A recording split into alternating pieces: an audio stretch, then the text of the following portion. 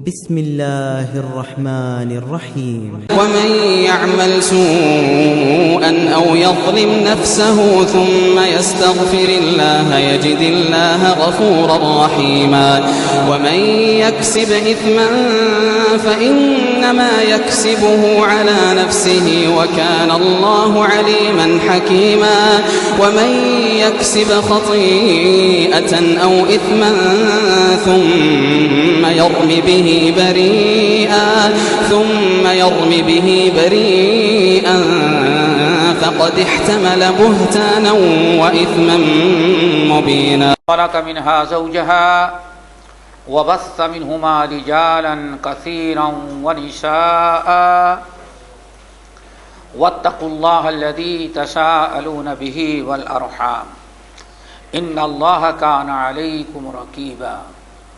يا أيها الذين آمنوا اتقوا الله حق تقاته يا أيها الذين آمنوا اتقوا الله وقولوا قولا سديدا يصلح لكم أعمالكم ويغفر لكم ذنوبكم ومن يطع الله ورسوله فقد فاز فوزا عظيما.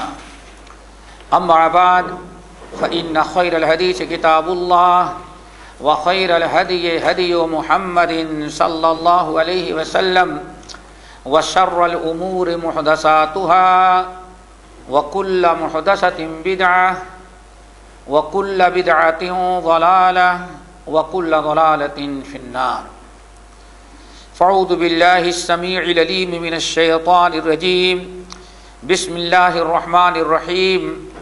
ود كثير من أهل الكتاب لو يردونكم من بعد ایمانکم کفارا حسدا من عند انفسهم. محترم سامعین، دینی بہنوں، آج جس موضوع پر گفتگو کرنا چاہتے ہیں وہ یہ ہے کہ جتنے گناہ اور جتنی برائیاں انسان سے سرزد ہوتی ہیں،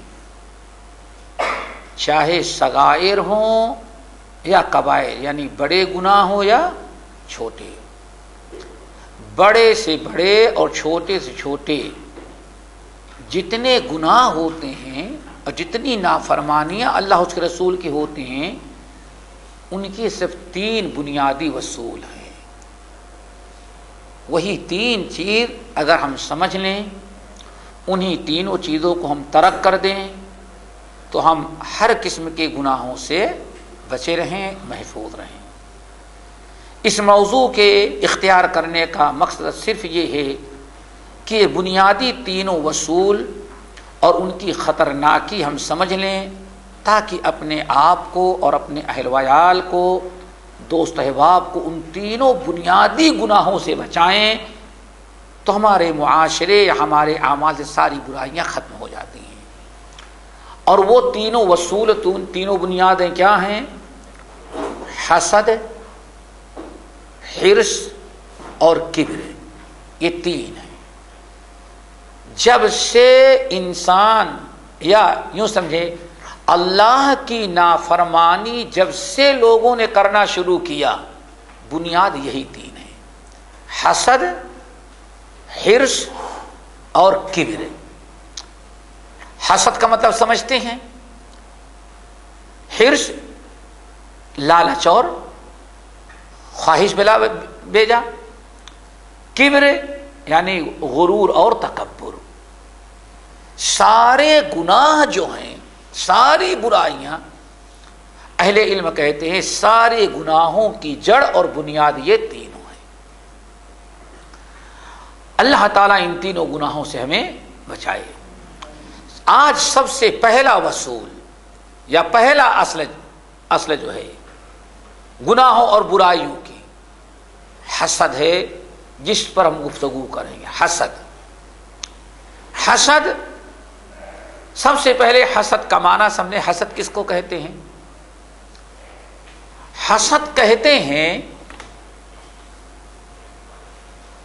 کسی کو اللہ تعالیٰ نے نعمت سے نوازا ہے، آپ خواہش، تمنا، کوشش کریں کہ وہ شخص اس نعمت سے محروم ہو جائے۔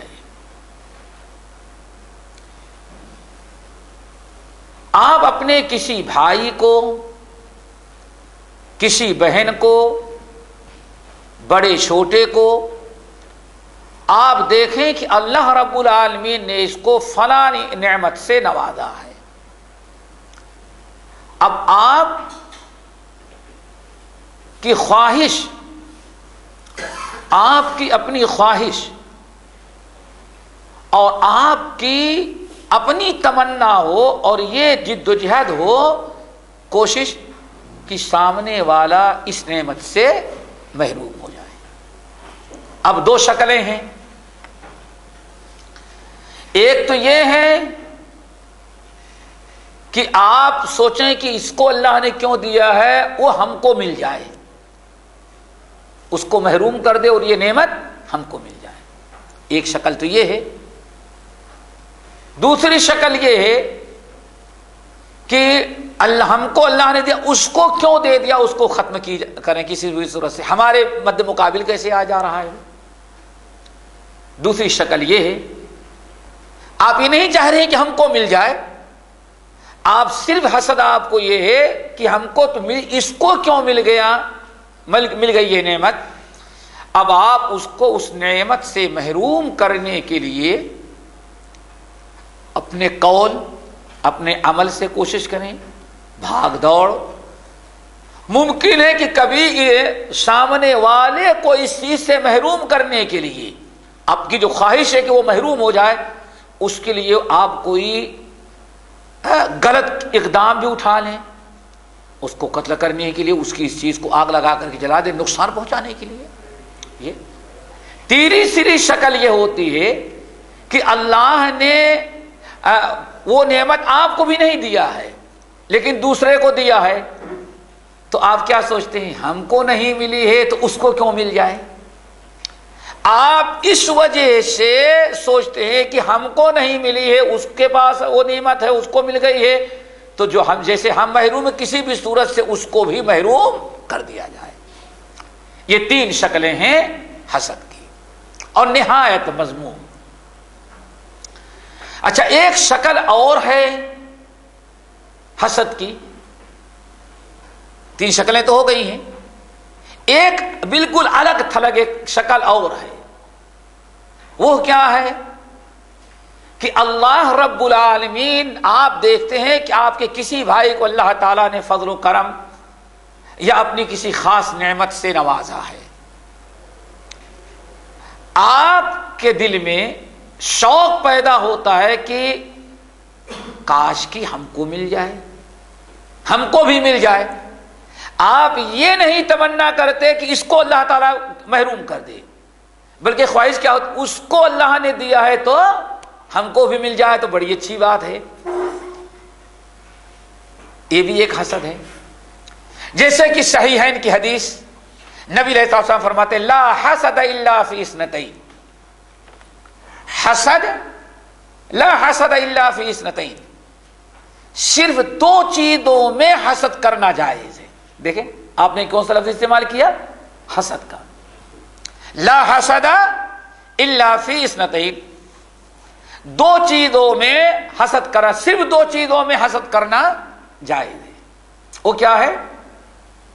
نمبر ایک، رجل آتاہ اللہ مالا فسلطہ علی ہلکتہ، پہلا تو وہ شخص ہے کہ اللہ تعالیٰ نے کسی کو مال دیا ہے، کسی کو دولت سے نوازا ہے، الحمدللہ مال و دولت سے مالا مال ہے، اور اللہ رب العالمین نے اس کو اپنی راہ میں خرچ کرنے کی توفیق بھی دے دیا ہے۔ اللہ نے مال دیا اور مال کے ساتھ ساتھ وہ شخص اللہ تعالیٰ کے فضل و کرم سے توفیق ملی ہے، اپنے مال کو اللہ کی راہ میں خرچ کرتا ہے، غریب مسکین بیوہ حاجت مند مساجد مدارس ہر دینی کام میں خرچہ کرتا رہتا ہے۔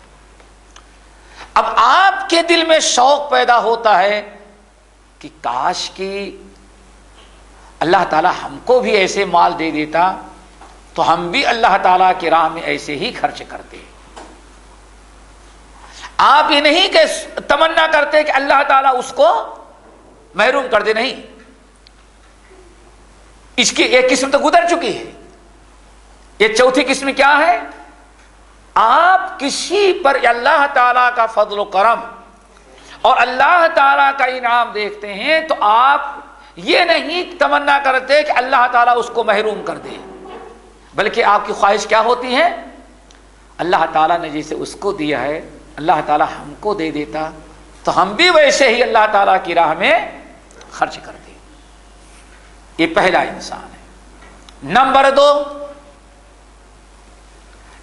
دو جس چیز میں حسد کرنا جائز ہے، رجل آتاہ اللہ العلم والحکمہ، یا علم.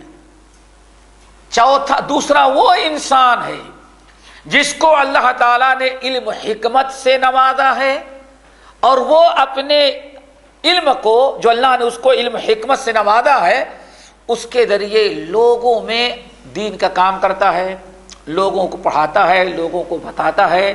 اگر کہیں دو آدمی لڑ پڑتے ہیں تو اپنے علم کی روشنی میں لوگوں کی مصالحت کرا دیتا ہے. اب آپ کو یہ نعمت نہیں ملی ہوئی ہے، آپ محروم ہیں. جب ایک شخص کو دیکھتے ہیں کہ اللہ اس کے رسول کی بات لوگوں کو سکھلا رہا ہے، لوگوں کو بتلا رہا ہے، پڑھا رہا ہے، تقریر کر رہا ہے، نصیحت کر رہا ہے، اور اگر لوگ لڑ جاتے ہیں، کوئی جھگڑا ہو جاتا ہے لوگوں میں تو پہنچ کر کے ان کی مصالحت کروا رہا ہے، یہ دیکھ کر کے آپ کے دل میں تڑپ پیدا ہوتی ہے، شوق پیدا ہوتا ہے اور تمنا ہوتی کاش کی ہم کو بھی اللہ تعالیٰ ایسے علم دے دیتا تو میں بھی ایسے ہی دین کا کام کرتا. نے فرمایا صرف یہ دو قسم کے لوگ ہیں جن پر حسد کرنا. لیکن یہ حسد جو ہے اس کو عام طور پر غیبتہ کہا جاتا. کیا کہا جاتا ہے؟ حسد کا مطلب یہاں کیا ہے؟ غیبتہ. تو یہ چار قسمیں ہیں جن میں سے پہلی تین قسمیں ناجائز ہیں اور یہ آخری چیز جو ہے یہ ناجائز نہیں بلکہ بہت بڑی نیکی ہے. اللہ تعالیٰ یہ چیز ہمارے اندر پیدا کر دے. اب اسی لیے اس حدیث کو سنا دینا بہت ہی مناسب ہوگا جس کو امام ترمذی رحمۃ اللہ علیہ اپنی سنن میں، امام بہقی شعب الایمان میں، امام احمد بن حنبل رحمۃ اللہ علیہ نے اپنی مسند میں ابو قبشہ الانماری رضی اللہ تعالیٰ عنہ سے نقل کرتے ہیں. انما الدنیا لاربعۃ نفر، اے لوگوں یہ دنیا میں صرف چار قسم کے لوگ ہوتے ہیں. انما الدنیا لاربعۃ نفر، یہ دنیا صرف چار قسم کے لوگوں کی خاطر ہے. نمبر ایک، رجل رزقہ اللہ علما ومالا، رزقہ اللہ علما مالا وعلما. پہلا وہ انسان ہے جس کو اللہ تعالیٰ نے مال دیا ہے اور مال کے ساتھ ساتھ علم بھی دیا ہے. نور علی نور ہے، علم بھی عطا کیا اور مال بھی دیا. اللہ نے مال دیا اور علم دیا. اپنے علم کے ذریعے اللہ تعالیٰ کی دیے ہوئے مال میں جو لوگوں کے حقوق ہیں اس کو پہچانتا ہے. وہ اس میں اللہ کا حق کیا ہے، رشتہ داروں کا حق کیا ہے، غریبوں کا ہے، یتیموں کا ہے، ضرورت مندوں کا ہے. اپنے علم کے روشنی میں علم کے مطابق اللہ تعالیٰ سے ڈرتا ہے اور ڈر اور خوف اور اپنے علم کی برکت سے اپنے مال سے تمام لوگوں کے حقوق کو ادا کرتا ہے. آپ نے فرمایا فہذا بافضل المنازل، یہی حشر کے میدان میں یا دنیا میں سب سے اعلیٰ درجے کا انسان ہے جس کو اللہ نے مال دیا اور علم دیا. نمبر دو، وہ انسان ہے جس کو اللہ نے صرف علم دیا ہے لیکن مال نہیں دیا ہے. صرف علم دیا ہے، مال نہیں دیا ہے. لیکن جب یہ علم والا آدمی اپنے اس مسلمان بھائی کو دیکھتا ہے پہلے کو جس کو اللہ نے مال بھی دیا ہے اور علم دیا ہے، سوچتا ہے علم میں تو دونوں ہیں، وہ علم سے اپنی خدمت کر رہا ہے، میں بھی کر لے رہا ہوں، لیکن اللہ نے اس کو مال دیا ہے، اپنے مال کے ذریعے جو لوگوں کی اللہ کے مخلوق کی خدمت کرتا ہے، میں اس سے محروم رہ جاتا ہوں۔ اللہ کاش کی اگر اللہ تعالیٰ مجھے بھی مال دے دیتا تو میں بھی اسی کی طرح اچھا عمل کرتا۔ نے فرمایا فَهُوَ بِنِيَّتِهِ فَأَجْرُهُمَا سَوَاءٌ، یہ دوسرا شخص جو ہے ایک اچھی نیت اور ارادہ تمنا رکھنے کی بنا پر اللہ تعالیٰ اس کو بھی پہلے کے درجے میں رکھ دیتے ہیں۔ ہاں تو ہو گئے نمبر 3، یعنی تیسرا انسان جس کے لیے اللہ تعالیٰ نے دنیا دے رکھے، جو دنیا میں پایا جاتا ہے۔ رجل رزقہ اللہ مالا ولم یرزقہ علما، تیسرا وہ انسان ہے جس کو اللہ تعالیٰ نے مال تو دیا لیکن علم نہیں دیا، بالکل کورا ہے، جاہل ہے، اس کو یہ پتا نہیں کہ ہاں مال مل جانے کے بعد اس میں کس کے حقوق ہیں، اور نہ تو اللہ تعالیٰ کا ڈر ہے، اس لیے اپنے مال کو اپنے مرضی کے مطابق جیسے چاہتا ہے، حلال حرام ناجائز فضول ہر جگہ اپنا مال خرچ کرتا ہے، کہ اپنے آپ کو گناہوں سے بچا نہیں پاتا، کہ اس کو علم ہی نہیں ہے، کوشش ہی نہیں کیا، اس مال کو استعمال کرنے کا طریقہ علم سے آتا، علم اس نے سیکھا ہی نہیں، اور نہ اللہ تعالیٰ کا ڈر ہے، اپنے مال کے ذریعے خوب دل کھول کر کے نافرمانی کر رہا ہے۔ کیوں؟ اب تو مال اللہ نے اتنا دے دیا کہ جو نافرمانی مال کے ذریعے کر سکتا ہے مال کے ذریعے بھی کر رہا ہے۔ آپ نے فرمایا فہذا بأخبث المنازل، یہی سب سے بدترین درجے کا انسان ہے، اور وجہ کیا ہے؟ علم کا، مال کا تصرف، جو کہ مال میں بغیر علم کے ناجائز تصرف کر رہا ہے۔ فہذا بأخبث المنازل، سب سے بدترین درجے کا انسان ہے۔ نمبر 4، رجل لم یرزقہ مالا ولا علما، وہ ایسا انسان ہے جس کو نہ اللہ نے مال دیا ہے نہ تو علم دی، دونوں سے محروم ہے، پلے درجے کا جاہل بھی ہے اور مال سے بھی محروم ہے۔ لیکن جب دوستوں کے ساتھ بیٹھتا ہے اور اس تیسرے شخص کا جو صرف مال والا ہے، علم نہیں، جو مال کو نہ مال پا جانے کے بعد بہت سارے ناجائز حرام کاموں میں مبتلا ہے، جب اس کا ذکر چھڑتا ہے تو چوتھا آدمی کیا کہتا ہے؟ جو مال سے بھی محروم ہے اور علم سے، کہتا ہے کیا ہے؟ بس ان کے پاس ہے، اگر ہمارے پاس مال ہوتا تو ہم ان کو بھی پیچھے کر دیتے۔ اللہ نے فرمایا فَوِزْرُهُمَا سَوَاءٌ، یہ بدبخت اپنے ناجائز اور غلط تمنا کی بنا پر یہ بھی تیسرے درجے کا جو سب سے بدترین انسان تھا اسی کے درجے میں اللہ تعالیٰ اس کو بھی ڈال دیتے ہیں۔ بہرحال بتانا مقصد یہ تھا کہ نیک چیزوں کی میں اگر اپنے بھائی کو آپ دیکھتے ہیں کوئی اچھا عمل کر رہا ہے، کسی نعمت سے اللہ نے نوازا ہے، آپ اس کے نیکیوں کو دیکھ کر کے آپ ویسے بننے کی تمنا کریں تو ایک اچھا عمل ہے۔ برا کب ہوگا؟ جب آپ کے اندر یہ حسد پیدا ہو جائے کہ اللہ تعالیٰ اس سے وہ کوشش کریں کہ اس کی یہ نعمت چھن جائے اور یہ محروم ہو جائے، جیسے کہ پہلے 3 قسمیں حسد کی بتائی ہیں۔ حسد، میں نے کہا سب سے پہلا گناہ جو ہوا ہے وہ دنیا میں کیا ہے میرے بھائیو؟ حسد کا۔ تمام گناہوں کی بنیاد اور جڑ یہ پہلا اصل ہے۔ پہلا گناہ کیا ہوا؟ اللہ رب العالمین نے جب آدم علیہ السلام کا جبرائیل امین کو بھیجا، جبرائیل پہلے تو اللہ نے بتایا وَإِذْ قَالَ رَبُّكَ لِلْمَلَائِكَةِ إِنِّي جَاعِلٌ فِي الْأَرْضِ خلیفہ. اللہ نے بہت سارے مقام پر ہے جن کا خلاصہ یہ ہے اللہ رب العالمین نے فرشتوں سے کہا، جس میں جن جو وہاں موجود تھا سن رہا تھا، بتایا کہ دیکھو میں ایک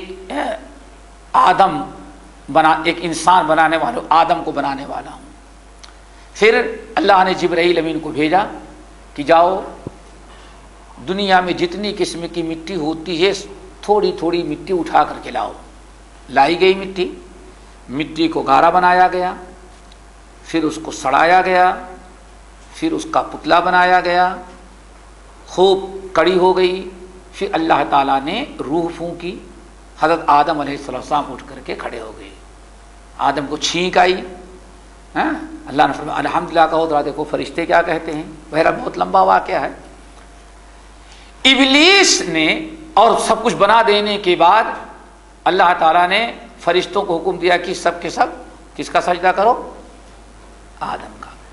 جب ابلیس لعین نے دیکھا کہ اللہ تعالیٰ آدم کو اپنے ہاتھوں سے بنا رہا ہے، جتنی مخلوق پیدا کیا تھا ابھی تک اللہ تعالیٰ نے کس سے؟ اپنے ہاتھ سے نہیں پیدا کیا. جب اللہ تعالیٰ نے کسی چیز کا ارادہ کیا، جنوں کو حکم دیا، آگ کو حکم دیا آگ جن پیدا کر دے. اللہ نے حکم دیا آگ سے کون لوگ پیدا ہو گئے؟ ابلیس. نور کو حکم دیا اتنے فرشتے بن جاؤ. لمحے بھر میں نور سے کتنے اربوں خربوں کی تعداد میں فرشتے بن گئے.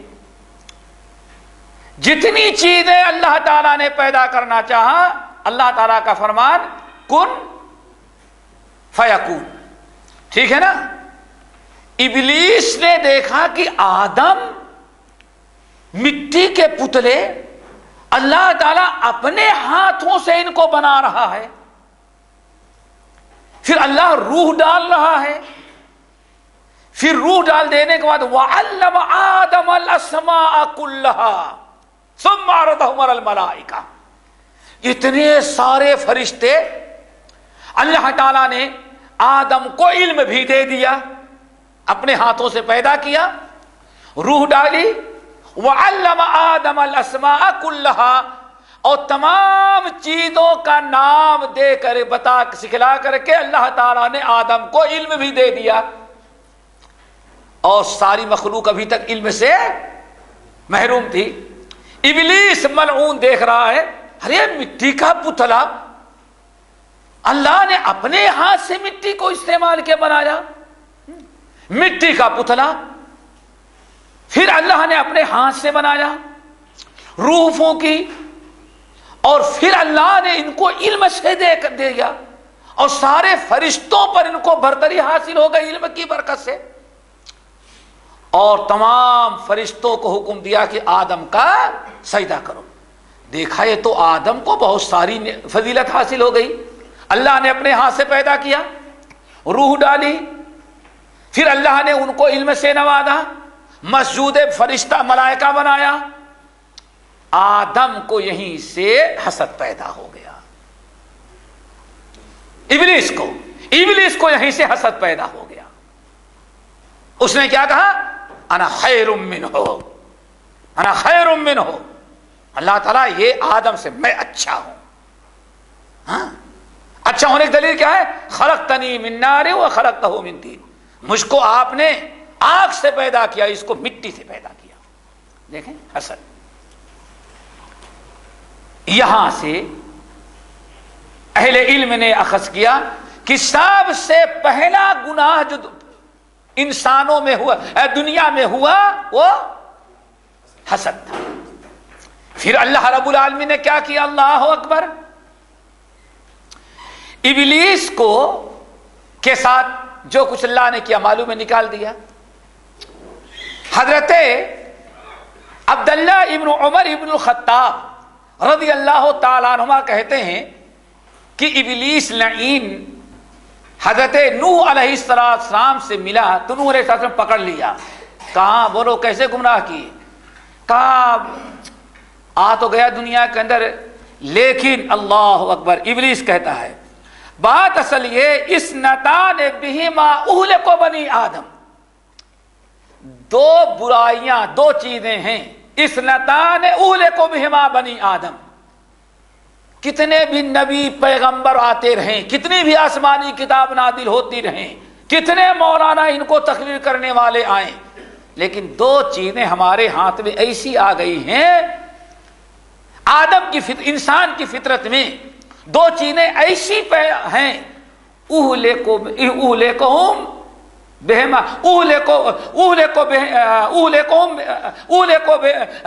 اسنتان بہما اہلک بنی آدم، انہی دونوں برائیوں سے آدم کی اولاد کو ہم گمراہ کر کے اپنے ساتھ جہنم میں لے کے جائیں گے۔ نوح علیہ السلام پکڑا، کہا وہ کیا ہے؟ کہا سب سے پہلا تو حسد ہے، پہلی برائی کیا ہے؟ حسد، اور یہ ایسی فطرت ہے کہ اس سے کوئی بری نہیں ہو سکتا۔ اللہ کے رسول نے فرمایا تین چیزیں ایسی ہیں، بھائی وہ سمجھے کہ ایک امتحان ہمارا اور آپ کا ہے، امتحان واللہ امتحان ہے۔ آپ فرماتے ہیں ثلاثۃ، تین برائیاں ایسی ہیں کہ انسان کی فطرت میں اس قدر پیوست کر دی گئی ہیں کہ کوئی آدم کی اولاد ان تینوں سے نجات نہیں پا سکتا۔ ایک کیا ہے؟ اللہ اکبر، ایک یہ ہے پہلی چیز کہ مترنا بے نوع قدا بتا، تطیر، کیا ہے؟ تطیر، تطیر کس کو کہتے ہیں؟ بدشگونی لینا، کوا بول گیا تو یہ ہوگا، کبوتر بول گیا تو یہ ہوگا، بلی آگے سے گزر رہی تھی یہ، اور اگر رات کو 2 بجے اچانک بلی کہیں آواز لگا دی اور آپ کی نیند کھل گئی تب تو پکا ہو گیا، ہاں، اور اسی میں صبح اگر کوئی حادثہ پیش آ جائے تو بس 100% یقین، ارے کیا بتائیں بلی آ کے بول گئی۔ بدشگونی، اس سے کتنا بھی بچو گے مشکل ہو جائے گا۔ نمبر 2 بدگمانی، اپنے بھائیوں سے، یہ بھی ایسی چیز ہے کتنا بھی بچیں کہیں نہ کہیں بدگمانی آ ہی جاتی ہے۔ نمبر 3 حسد، کیا؟ حسد۔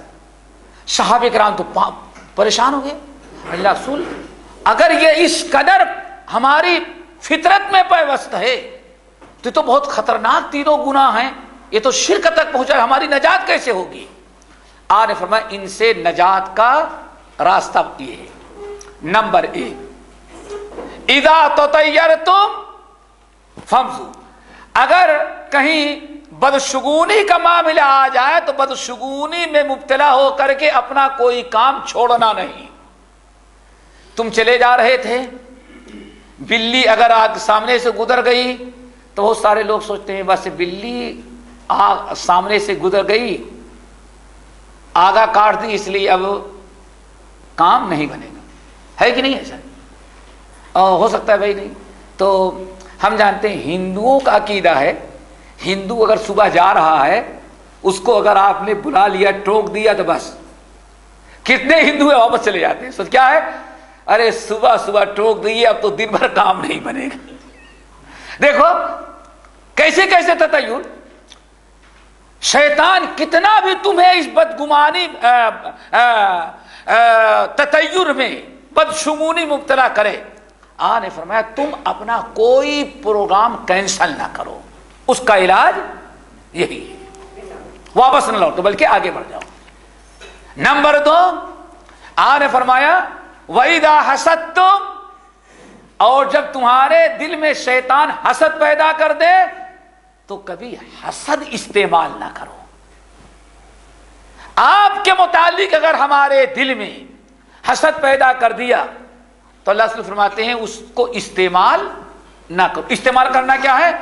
اس کو، اس کے حق میں بد دعا کرنا اور اس کو نقصان پہنچانے کی کوشش کرنا نہیں، چھوڑ دو اور استغفار کرو۔ نمبر 3 بدگمانی وَإِذَا ظَنَنْتُمْ فَلَا تُحَقِّقْ، اگر شیطان تم کو بدگمانی میں مبتلا کر دے تو کبھی اس کو حقیقت پر محمول نہ کرو. صحابہ کرام خوش ہو گئے, چلو یہ تینوں چیزوں سے ہم بچ نہیں سکتے, تو اللہ تعالیٰ نے ان سے نجات پانے کا, اللہ تعالیٰ کی پکڑ سے بچنے کا ایک راستہ بھی نکال دیا ہے کہ اگر شرکیہ عقیدہ پیدا کرنے لگے بدشگونی کا, تو اس کی پرواہ نہ کرو, جو کچھ پروگرام تمہارا ہے کر گزرو. اگر بدگمانی میں مبتلا کر دے تو اس کو حقیقت پر محمول نہ کرو, اور اگر تمہارے اندر حسد پیدا ہو جائے تو حسد کو استعمال نہ کرو, بلکہ اس کے حق میں اور اپنے حق میں دعائے مغفرت کرو. تو ابلیس نے کہا کہ نوح پہلی چیز تو کیا ہے, حسد. کہا میں سب سے زیادہ کوشش کروں گا کہ آدم کی اولاد کو حسد میں مبتلا کر دوں. کہتا ہے کم وقت کیوں؟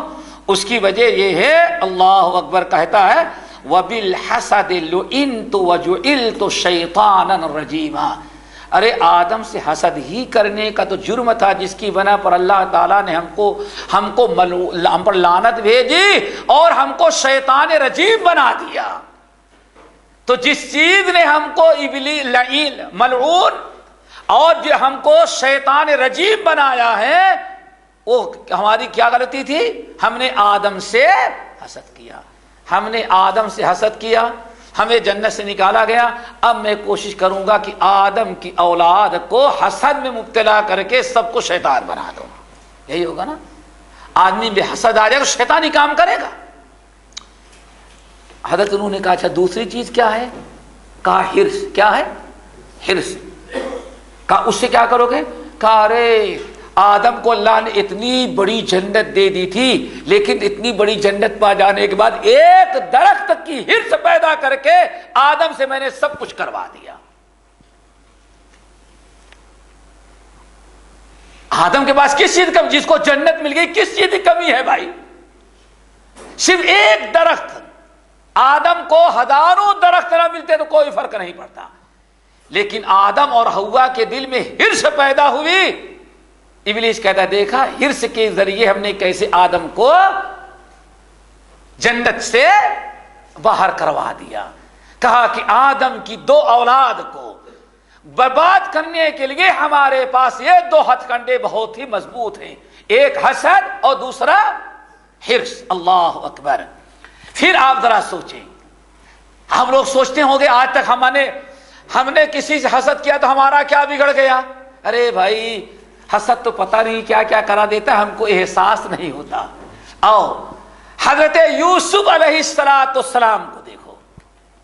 کس کو؟ حضرت یا آدم کے بعد آدم کے بیٹوں میں ذرا دیکھو, حابیل و قابیل کو. صرف پورے قرآن پاک میں سورۃ المائدہ میں جو حابیل و قابیل کا واقعہ پڑھ ڈالے, کوئی جھگڑے لڑائی کی بات نہیں تھی. حابیل اور قابیل دونوں کو شادی کرنا ہے, دونوں کو شادی کرنا ہے.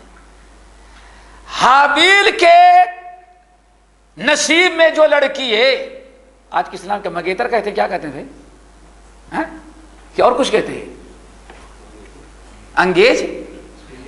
ہاں اللہ ہوگا. حضرت آدم کے بیٹے حابیل کے نصیب میں جو لڑکی ہے, اللہ تعالیٰ نے اس کو زیادہ حسن و جمال سے نوازا ہے, لیکن قابیل کے نصیب میں جو تھی وہ اتنا زیادہ حسن و جمال خوبصورت نہیں جتنا حابیل کی نصیب والی تھی. کس چیز کی کمی تھی؟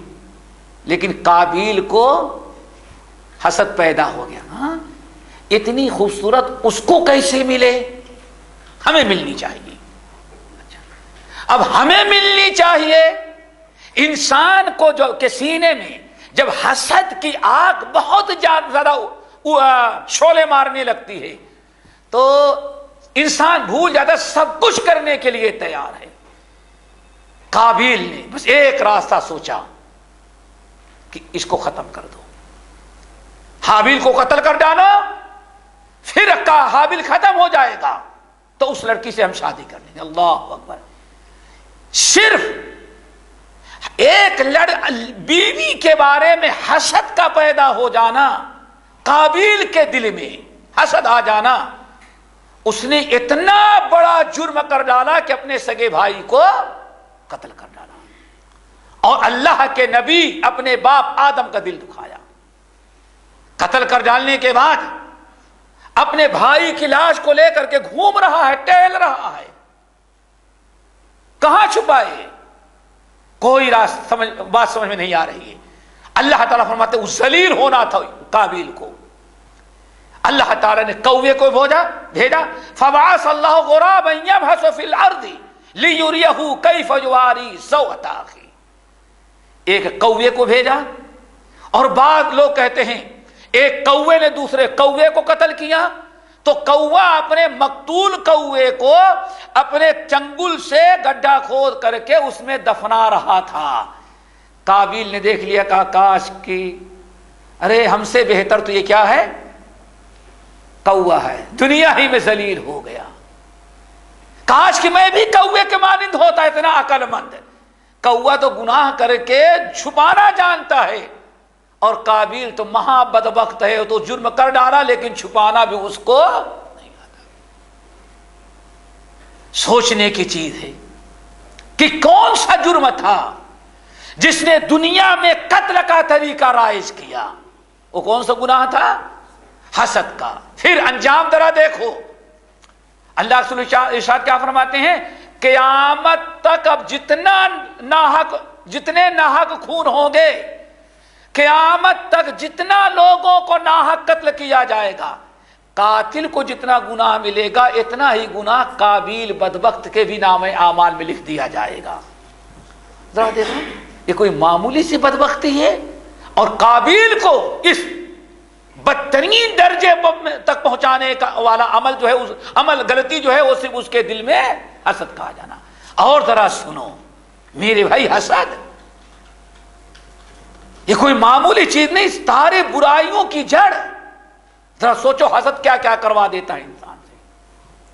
آؤ اور آگے بڑھو، سورہ یوسف، حضرت یوسف علیہ السلام ان کے بھائیوں کو، لقد کان فی یوسف واخوتہ آیات للسائلین، سوال کرنے والوں کے لیے بہت بڑی بڑی نشانیاں ہیں کس کے اندر؟ حضرت یوسف علیہ السلام کے بھائیوں کے درمیان۔ جانتے ہیں آپ لوگ، نہ وہاں جائیداد کا، نہ پراپرٹی کا، نہ تجارت اور کاروبار کا، سارا جھگڑا تھا صرف کس چیز کا؟ حسد کا۔ یوسف علیہ السلام کے بھائیوں کے دل میں حسد پیدا ہو گیا، شیطان نے پیدا کر دیا کہ آخر یوسف کو والد صاحب کیوں زیادہ چاہتے ہیں۔ اذ قالوا ليوسف واخوه احب الى ابينا منا ونحن عصبة ان ابانا لفي ضلال مبين۔ اللہ اکبر، اتنا بڑا جرم ہے حسد۔ دیکھو حسد کس طرح سے ساری برائیاں کروا رہا ہے۔ یوسف علیہ السلام کے پاس، یوسف علیہ السلام کے بھائی یعقوب علیہ السلام کے پاس آئے۔ ذرا دیکھو، اب آپس میں بھائیوں نے میٹنگ کی، بھائی یوسف اور اس کے بھائی کو ہمارے باپ جو ہیں جو بہت زیادہ چاہتے ہیں۔ ذرا غور سے سنیں، اذ قالوا لیوسف واخوہ احب الی ابینا منا ونحن عصبہ، تعداد میں، قوت میں، طاقت میں، کاروبار کے لائق، ہماری تعداد میں ہم اتنے بھائی ہیں، ہم بڑے ہیں، ہم طاقتور ہیں، ہم ہر قسم کے کاروبار سنبھالنے کے لائق ہیں، لیکن باپ چاہتا کس کو زیادہ ہے؟ یوسف اور اس کے بعد چھوٹے چھوٹے جو ہیں بھی۔ پھر ذرا سن، ان ابانا لفی ضلال، واقعی ہمارا باپ بڑا بیوقوف ہے۔ دیکھو حسد نے باپ وہ بھی نبی کو گمراہ اور بیوقوف قرار دلوا رہا ہے۔ کتنا بڑا جرم ہے، نبی کی بے ادبی جو ہے انسان کو کفر تک پہنچا دیتی ہے، لیکن بیٹوں کو، بھائیوں کے دلوں میں جب حسد پیدا ہو گیا تو حسد کی آگ ان کو کہاں تک پہنچا دی؟ باپ کو ان ابانا لفی ضلال مبین، واقعی ہمارا باپ بڑا بیوقوف نکلا۔ کیا خیال ہے کوئی لائق اولاد اپنے باپ کے متعلق ایسا لفظ نہیں استعمال کر سکتی، وہ بھی چلو باپ تو ہی ہیں، اللہ یعقوب اللہ علیہ السلام اللہ کے نبی اور پیغمبر، اگر باپ نہ ہوتے تو صرف پیغمبر ہونے کی بنا پر بھی کسی انسان کے لیے جائز نہیں تھا، مومن کے لیے، کہ کسی نبی کو بیوقوف اور احمق کہے۔ صرف حسد نے اتنی برائی پر پہنچا دیا۔ پھر ذرا دیکھو، پھر باپ کے پاس مشورہ کیا کیا جائے، لوگوں نے کہا کہ اس کو قتل، اقتلوا یوسف او اطرحوه ارضا یخل لکم، آسان سا معاملہ ہے، قتل کر ڈالو۔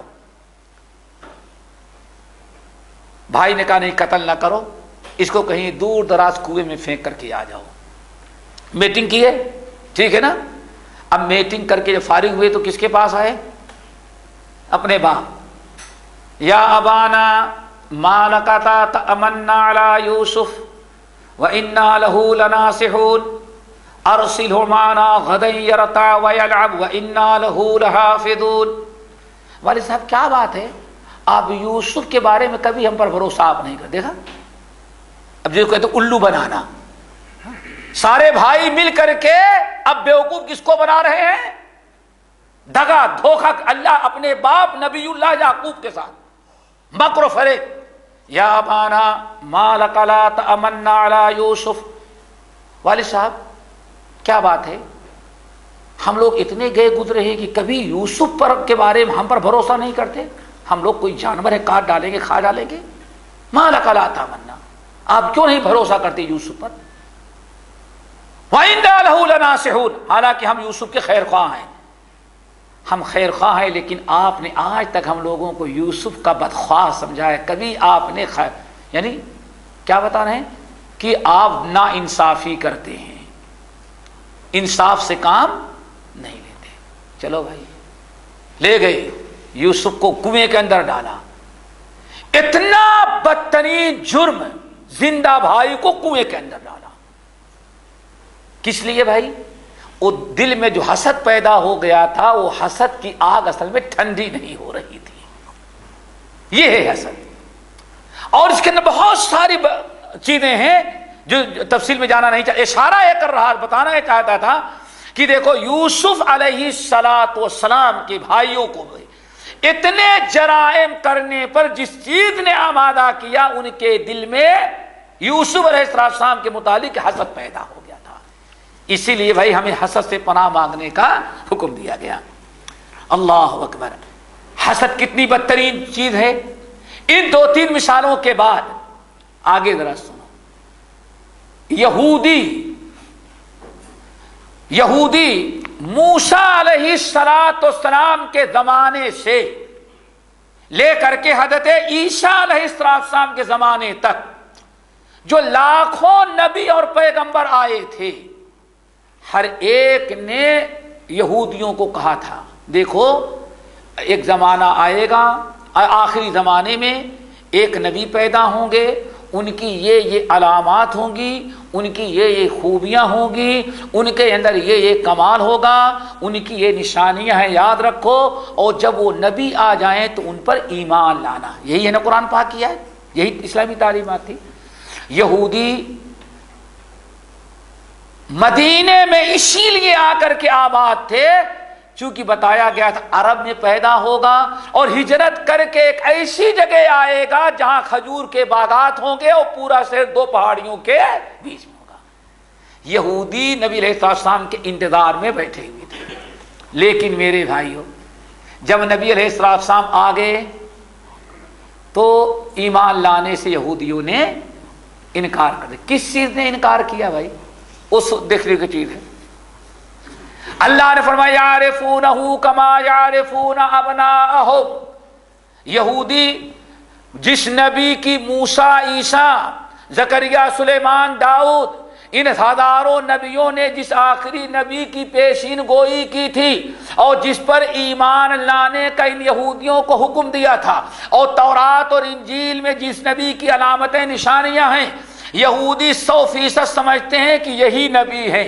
اللہ نے فرمایا یعرفونہ کما یعرفون ابناہم، یہودی اس نبی کو سچا نبی، آخری نبی ویسے ہی یقینی طور پر سمجھتے ہیں جیسے اپنی اولاد کے بارے میں یقین ہے کہ میری ہی اولاد ہے.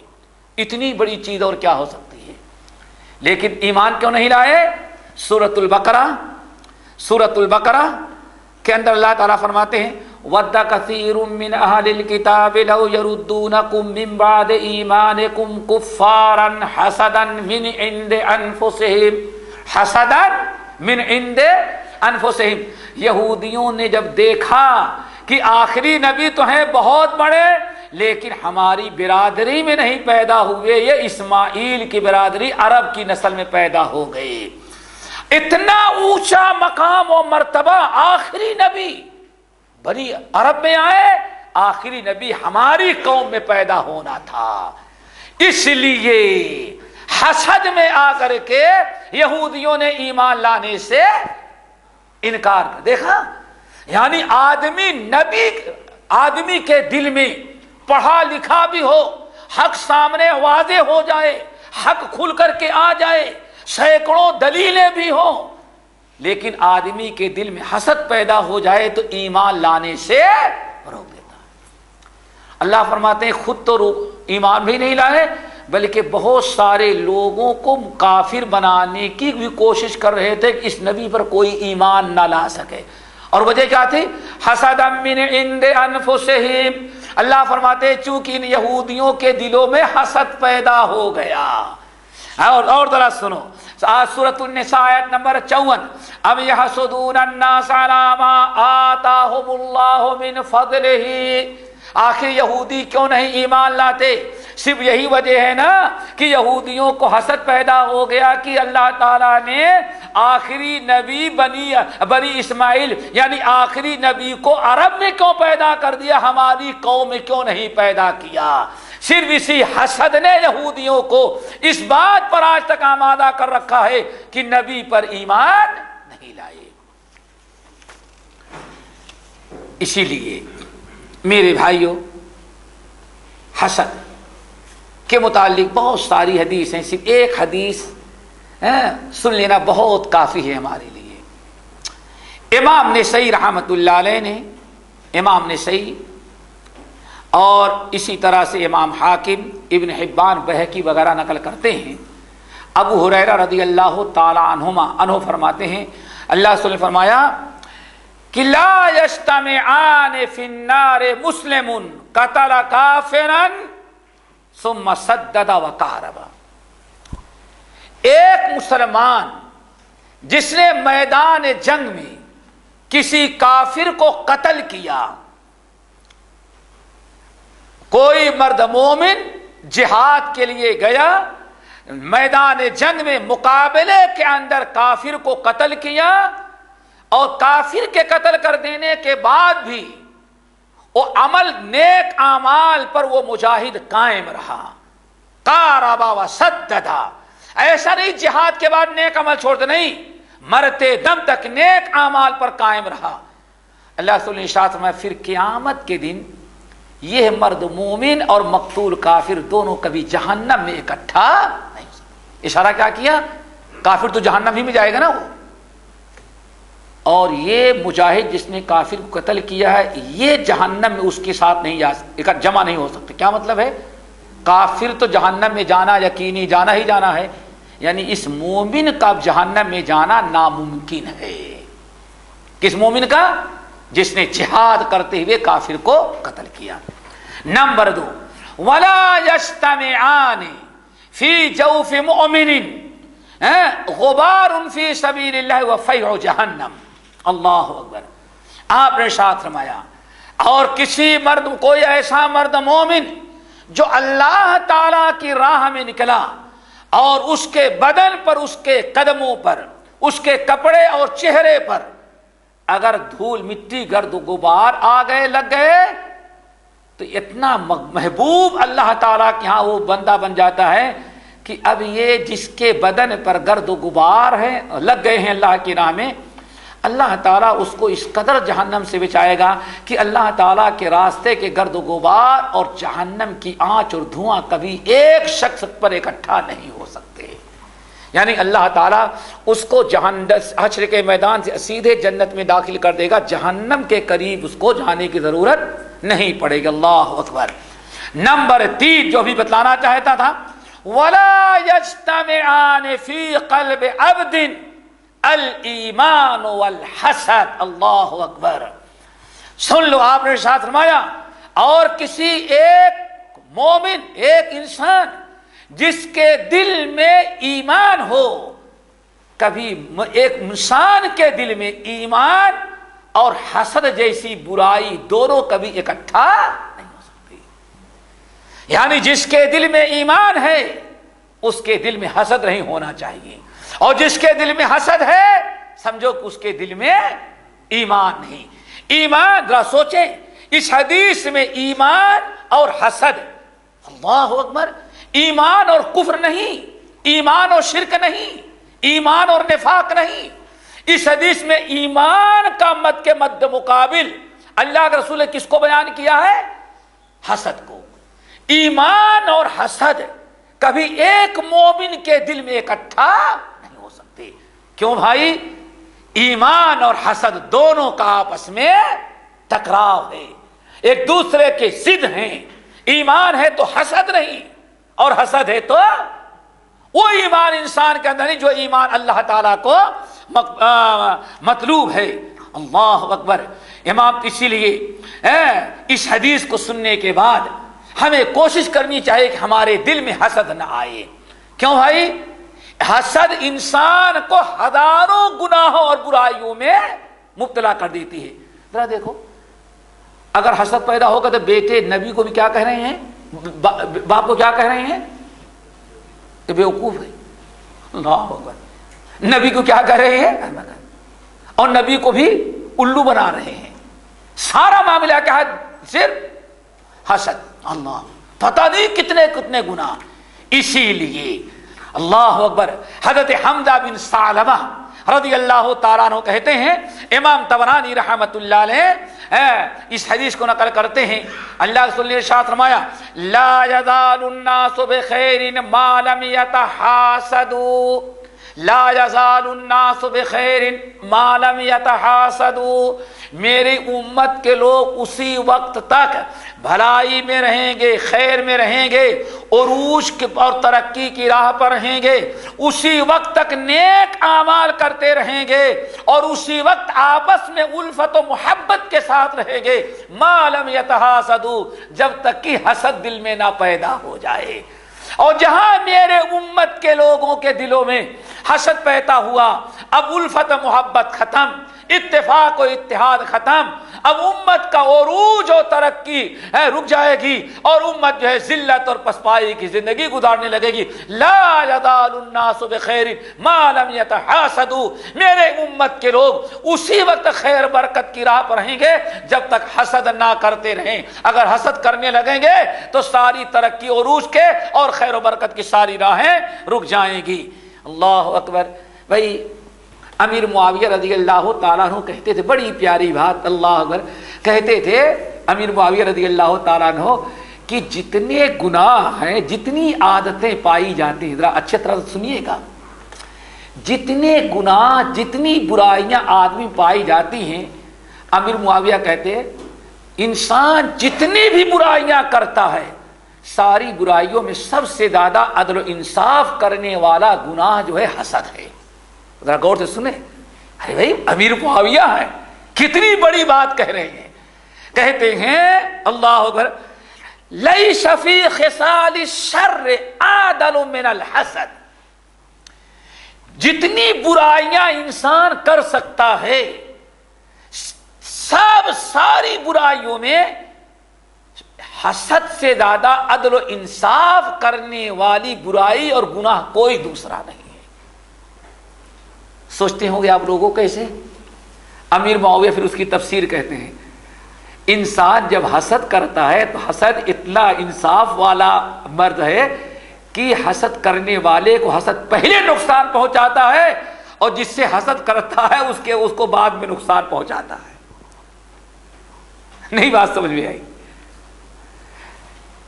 آپ کے دل میں اگر حسد پیدا ہو گیا کہ بھائی کو نقصان پہنچانا ہے تو حسد پہلے آپ کو نقصان پہنچائے گا اور جس سے حسد کرتے اس کو بعد میں نقصان پہنچائے گا.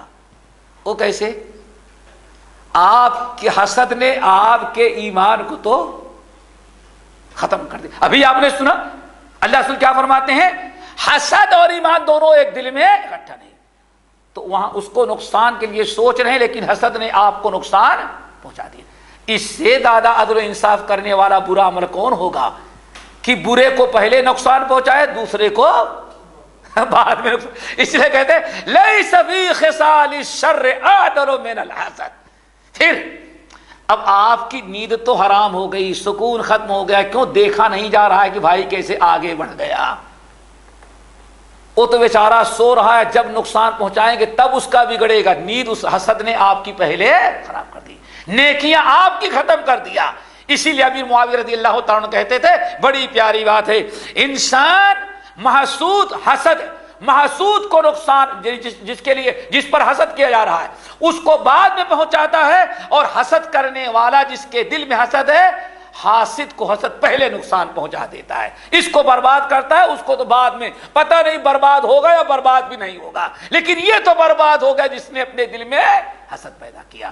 اللہ تعالیٰ سب کو حسد جیسی بیماری سے محفوظ رکھے. خوب کثرت سے دعا پڑھا کرے ومن شر حاسد اذا حسد. باقی انشاءاللہ اگلے ہفتے اقول قولی ھذا واستغفر اللہ من کل ذنب واتوب الیہ. سبحانک اللہم وبحمدک اشہد ان لا الہ الا انت استغفرک واتوب الیک.